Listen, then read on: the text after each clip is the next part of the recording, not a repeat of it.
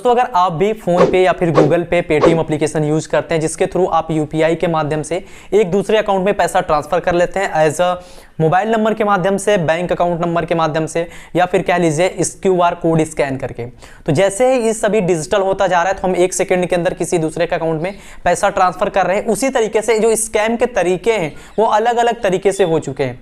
RBI ने एक guideline जारी किया है और इसमें क्या होगा कि जैसे डिजिटल पेमेंट हम कर रहे हैं उसी के तरीके से एक थर्ड पार्टी एप्लीकेशन भी आ चुका है, जैसे पेटीएम का थर्ड पार्टी एप्लीकेशन, फोन पे का, गूगल पे का, या फिर इन सभी के थर्ड पार्टी एप्लीकेशन आ चुके हैं जो कि प्ले स्टोर पे अवेलेबल नहीं है। और इस केस में क्या होता है कि जब भी हम सामान खरीदने जाते हैं किसी दुकान के ऊपर या फिर हमारा कोई शॉप है और हमने बार कोड लगा के रखा है, तो जब भी कोई कस्टमर उस बार कोड को स्कैन करके हमें पैसा ट्रांसफर करता है तो उसको स्क्रीनशॉट दे देता है। और इस केस में क्या होता है, कभी कभी एसएमएस नहीं आते हैं फोन के ऊपर और हमारा बैलेंस जो होता है, जो अगर लीगल तरीके से उसने भेजा है या फिर थर्ड पार्टी एप्लीकेशन यूज नहीं किया है, उसने लीगल वाला यानी कि फोन पे, गूगल पे का जो ऑफिशियल एप्लीकेशन है उसका यूज करके हमें पैसा भेजा है, तो तुरंत यानी कि एक सेकंड के अंदर ही हमारे अकाउंट के अंदर क्रेडिट हो जाता है।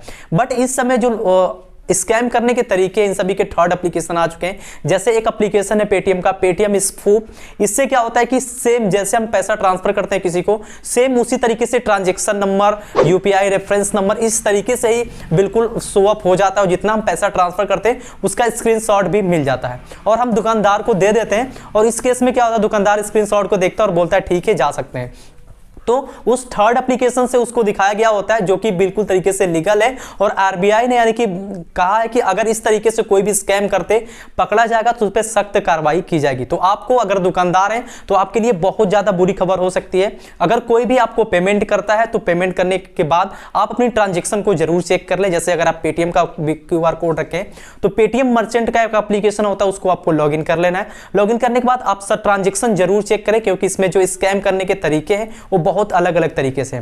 फोन पे का भी मर्चेंट अकाउंट है, फोन पे का भी मर्चेंट अकाउंट डाउनलोड कर लीजिए, उसमें सभी ट्रांजैक्शन को देख लीजिए। क्योंकि जो एसएमएस आता है, एसएमएस में थोड़ा सा समय लगता है, मैसेज तो थोड़ा नेटवर्क इशू के कारण लगता है, पर ट्रांजैक्शन जब हम चेक करेंगे, ट्रांजैक्शन में हमारा विद इन सेकंड यानी जैसे वहां से पैसा ट्रांसफर होगा ट्रांजैक्शन में शो करने लगता है। गूगल पे का भी मर्चेंट अकाउंट है, उसको भी आप डाउनलोड करके रख सकते हैं। जिसका भी आप क्यूआर कोड लगाएं उसका मर्चेंट अकाउंट आप जरूर रखिए। साथ में आप दुकानदार हैं तो आपके साथ ये ज्यादा स्कैम हो सकता है, क्योंकि अगर आपके दुकान पे ज्यादा कस्टमर होंगे तो कोई भी अगर पेमेंट करता है तो आपको केवल स्क्रीनशॉट दिखाया और आप बोले ठीक है, जा सकते हैं।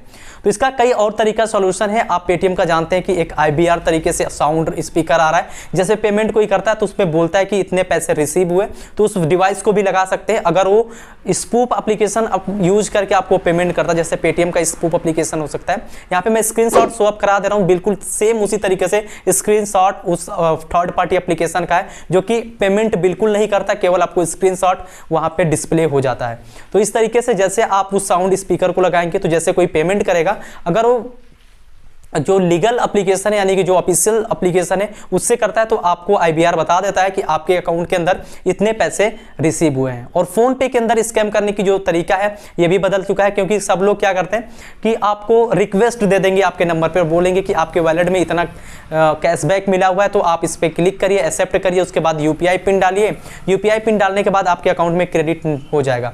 तो दरअसल ये बात यह है कि आपको रिक्वेस्ट भेजा जाता है कि आपको पेमेंट देने के लिए, तो जैसे आप एक्सेप्ट करके UPI पिन एंटर करते हैं तो आपके अकाउंट से उतना पैसा कट जाता है। तो आपको इस तरीके से स्कैम भी कई तरीके से हो चुके हैं, तो आपको अलर्ट रहना है। और जैसे इस तरीके का कोई भी बंदा आपके साथ करता है या फिर कोई भी बोला कि हम पैसा ट्रांसफर कर दिए और स्क्रीनशॉट आपके पास भेजता है, तो उस बंदे पे आप लीगल कार्रवाई कर सकते हैं, उस पे पुलिस कंप्लेन हो जाएगा, उसके बाद उस पे लीगल एक्शन लिया जाएगा। क्योंकि आरबीआई की गाइडलाइन ये जारी कर दी है कि कोई भी अगर स्कैम करते समय पकड़ा जाएगा तो उस पे सख्त से सख्त कार्रवाई की जाएगी। तो अगर आप यूपीआई पेमेंट एप्लीकेशन कोई भी यूज करते हैं, इलेक्ट्रॉनिक वॉलेट कोई भी यूज करते हैं, जैसे फोन पे, गूगल पे, भीम यूपीआई या फिर कोई और व्हाट्सएप के तरीके से उसको यूज करते हैं और इस स्पूफ एप्लीकेशन के द्वारा कोई भी आपको पैसा ट्रांसफर करता है तो उसकी कंप्लेन आप तुरंत कर सकते हैं। तो आशा है अगर आप इन सभी एप्लीकेशन को यूज करेंगे तो अलर्ट हो गए होंगे। तो इस तरीके से आप आसानी से कोई भी ट्रांजैक्शन है उसको पकड़ सकते हैं अपनी ट्रांजैक्शन हिस्ट्री को देखकर। तो आशा है ये वीडियो आपको अच्छे से समझ में आई होगी। वीडियो अगर पसंद आई हो तो लाइक कर दीजिए, चैनल पे नए हैं तो सब्सक्राइब करके बेल आइकन जरूर प्रेस कर लें। तो मिलते हैं एक नए वीडियो में एक नए इंटरेस्टिंग वीडियो के साथ, तब तक के लिए जय हिंद।